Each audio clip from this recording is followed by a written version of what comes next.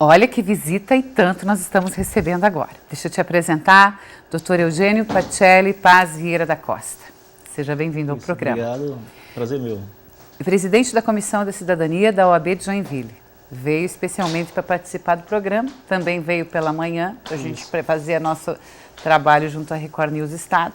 Ficou em Balneário para a gente bater esse papo com a comunidade direta de Balneário Camboriú. Isso aí. Também tem parente nessa terra. Você viu que o Bernardo, que veio de Florianópolis, tem até apartamento. Você também tem ponto fixo aqui. Tem ponto fixo. O mundo está na nossa cidade. Que coisa boa. Advogado atuante na área de direito militar. Detalhe, foi fuzileiro naval, tropa de elite da Marinha do Brasil durante 2 anos. Isso. Foi segundo sargento do Exército da Arma da Infantaria, serviu durante 10 anos. Pós-graduado em Direito Processual Civil, membro da Comissão da Verdade de Joinville, Santa Catarina. Isso. E na verdade é de onde aqui do Brasil? Que cidade natural? Eu sou de Recife.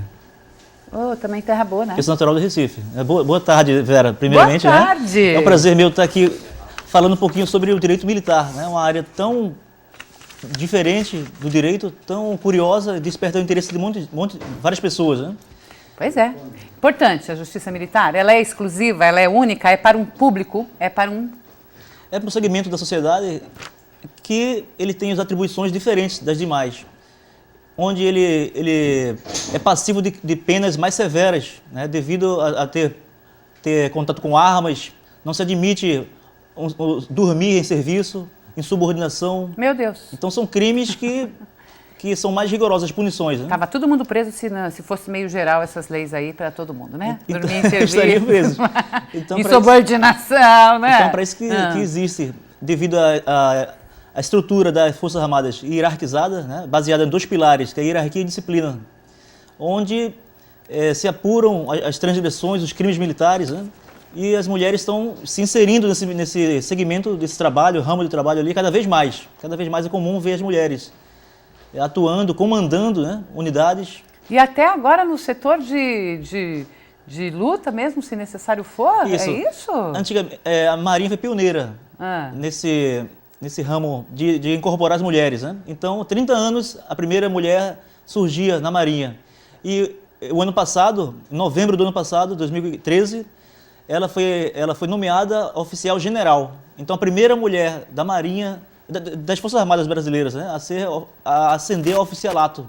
É contra-almirante. A médica Dalva, né, a médica Dalva foi nomeada contra-almirante. Então, é um feito, né? Ela foi pioneira, tem que dar os parabéns para ela. Sem né? dúvida. Porque está abrindo um caminho para a mulherada em peso, né? Porque normalmente a mulher nesse segmento militar, ela era mais assim, na questão de saúde, Isso, né? ela ficava trabalhos auxiliares, né, no ramo da veterinária, dentista, a área de saúde, a área médica em geral, né? Auxiliares, a parte técnica, a contadora, elas contabilistas, né? Elas organizam a parte técnica. E hoje em dia, em 2013, a presidenta Dilma sancionou a lei onde deu um prazo de 5 anos para as Forças Armadas se readequarem e modificar as estruturas, alojamentos, para que elas possam ingressar na Academia Militar das Agulhas Negras, em Resende, Rio de Janeiro, e na Escola de Sargento das Armas, em Três Corações, na ESA. Não, é só o que falta agora. Então, para serem combatentes, à frente dos campos de batalha. Meu Deus do céu, até isso. Porque nos Estados Unidos já é comum, tem mulheres fuzileiras lá nos Estados Unidos, né? Países. E agora aqui? E agora no Brasil tem um prazo de 5 anos, né? De 2012, 5 anos para frente, para se readequar os quadros. Né? Dentro da questão do direito, na questão militar, quais são os casos assim, mais comuns, o que normalmente tem aí um quórum? Por ser baseado na hierarquia e disciplina, cria um ambiente propício para assédio moral, humilhações, no ramo dos militares, né? Homens. Palavrões um com o outro ali é comum, mas como tem a mulherada entrando, então não pode mais, tem que moderar o linguajar, que vai ofender a mulher, tem que falar realmente com jeitinho, a mulher queira ou não, por mais competente e mais qualificada, ela é sensível, é nato da mulher. Então tem que tomar cuidado ali com o trato. E vai surgir cada vez mais a necessidade de buscar o judiciário para denunciar assédios sexuais, assédios morais, perseguições. O homem chegou atrasado, chama o advogado e escapa da punição, mas ele pega mais à frente. Então o militar é perseguido, né? É comum isso aí. Trotes, os militares menos, os mais modernos, né? Os mais recrutas ali, é comum maus tratos, castigos físicos, né? Então, isso tudo entra no quesito de discussão no direito militar. Isso. Não tem a ver com o direito civil. Não, é não a tem parte.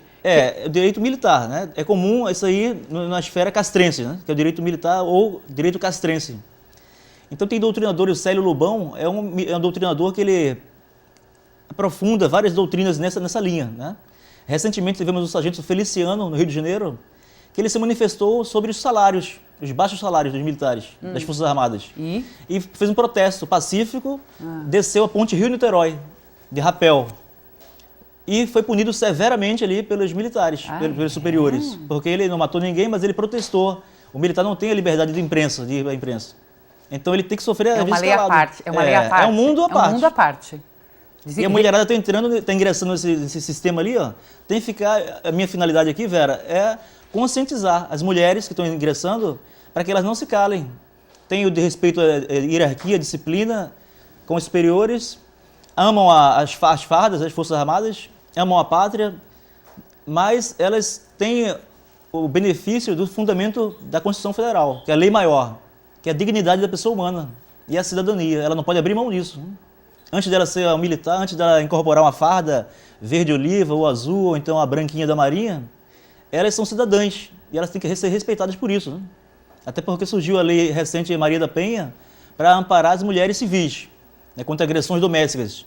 Então tem agressões que não são físicas, mas são psicológicas. Agressões verbais, humilhações, que a mulherada vai passar por isso, então tem que ter consciência de denunciar isso aí ao Ministério Público Federal ou contratar um advogado que entenda dessa área castrense. Né? Então, realmente... Não, e as leis são bem diferentes. Você sabe que conforme o grau de falta de respeito, sei lá, a pessoa pode ser fuzilada ali também? Tem isso, né? Não tem lei de morte no Brasil, mas não tem, é proibido. Essa é uma pegadinha de concurso público. Existe pena de morte no Brasil? Aí pessoal, não, mas existe sim, porque salvo em casos de guerra, os militares é permitido, é autorizado pela Constituição o crime de fuzilamento, a pena de fuzilamento em crimes de guerra. Então existe sim pena de morte no Brasil, nesses casos, né? Que está lá na Constituição, mas o pessoal não percebe, mas está lá. Uma pegadinha de concurso. E eu queria também destacar o feito, né, um feito histórico ali. Ó. Em 206 anos da Justiça Militar, o Superior Tribunal Militar, STM, a primeira mulher que alçou a presidência dessa corte. Né? Então, a ministra Maria Elizabeth, em 2007 ela ingressou no local antes restrito só a homens, em 2007, já foi um feito, em 2007, ela não se contentou com isso e agora assumiu a presidência. E vai ficar até março de 2015 para substituir o mandato do ministro antecessor. Então, um grande feito recente agora, em junho de 2014, recente. E está passando assim, as escondidas, o pessoal não dá aquela publicidade e a Vera aqui vai publicar aqui em primeira mão, né? Maravilha, então é importante. Doutor. Olha, gente, então são várias conquistas das mulheres dentro do Poder Judiciário, especificamente na questão da justiça militar, dos direitos também profissionais, né? Isso é bacana. Em 2011, a primeira mulher a pilotar um caça, a aeronave de elite da Força Aérea Brasileira. Também a tenente aviadora, a Carla. Né? Então a mulherada está de parabéns ali, está se destacando, né? Está se destacando. A general que eu falei, contra-almirante Dalva, né, em 2013, a ministra Maria Elizabeth, do STM, a piloto de caça em 2011, a tenente Maria, né, a tenente Carla, né, tenente aviadora, e as duas majores, né, assumiram a Organização Militar de Saúde. Elas foram comandantes ali, em 2013, a major médica Carla João Pessoa, na Paraíba, né? E a Iamar, lá no Rio de Janeiro, no Hospital da Campanha do Rio de Janeiro. Os filhos de militares também, de certa forma, acabam utilizando do legislativo militar?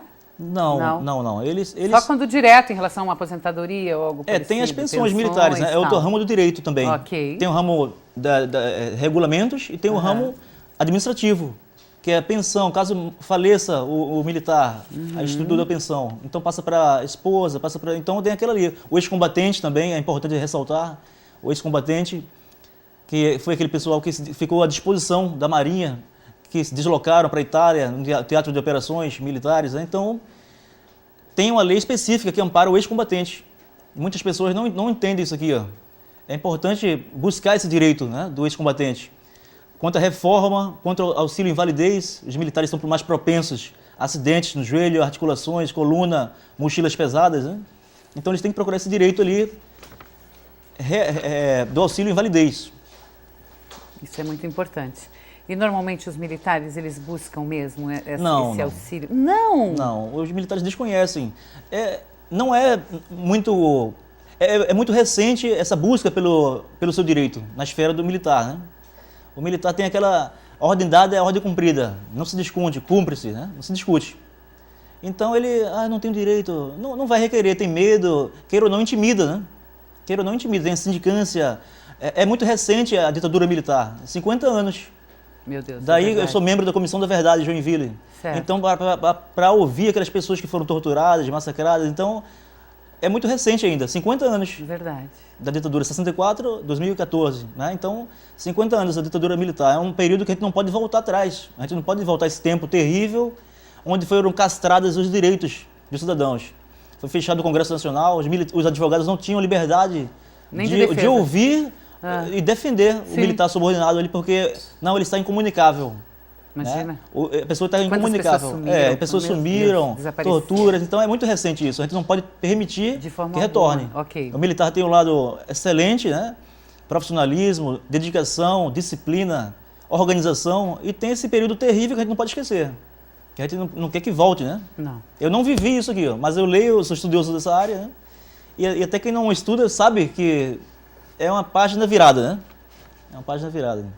Perfeito, gente. Bom, houve o crescimento, as mulheres agora fazendo cada vez mais inseridas também nesse contexto. Isso. Tem direitos dos militares, então, que devem ser observados e que a maioria não sabe que tem esse direito, buscar junto também a condição da justiça militar, Isso. Né? E é algo que é desenvolvido ali mesmo, julgado ali mesmo e que normalmente é válido, tirando, é claro, a Constituição, que é algo para todos, que é a lei maior. Isso. É isso, doutor? Isso aí. Gostei do nosso bate-papo, informações diferentes, né? Um segmento também tão importante, tão atuante. Tem muitas pessoas envolvidas nesse contexto militar no Brasil, né? Muitas. Tanto nas forças aéreas, né? Armadas e tal, e marinha e tudo. E é bacana a gente ver, assim, que inclusive na área do direito tem essa condição desse direito também específico e que acaba buscando bastante. Pelo visto, o doutor acha que pode vir muitas situações relacionadas às mulheres agora, aos ingressos das mulheres junto a esse meio. Obrigada por ter ficado aí batendo papo com a gente no programa. Prazer meu, tá? Até uma próxima oportunidade. Bom retorno ao município de Joinville. Opa, obrigado. Ei, seguinte, daqui a pouquinho, Dudu, já vou falar com você, tá? Nosso chefe, que está aqui hoje representando o Taj, terminando de preparar pra gente aqueles camarões crocantes, uma das delícias que você pode saborear, quem sabe ainda nesta noite junto ao Taj Bar. A gente volta em instantes.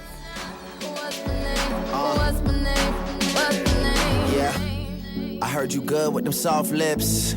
Yeah, you know word of mouth. The square root of 69 is 8-something, right? Cause I've been trying to work it out. Good weed, white wine.